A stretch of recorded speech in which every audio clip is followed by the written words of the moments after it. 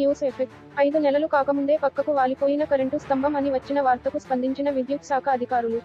అల్లూరి జిల్లా కొయ్యూరు మండలం కొమ్మిక పంచాయతీ గ్రామంలో ఊరి చివరన బ్రిడ్జి వద్ద ఇటీవల 5 నెలలకు ముందు విద్యుత్ సరఫరా కోసం అసంపూర్తిగా గొయ్యి తీసి వేసిన కరెంట్ స్తంభం పక్కకు వాలిపోయింది.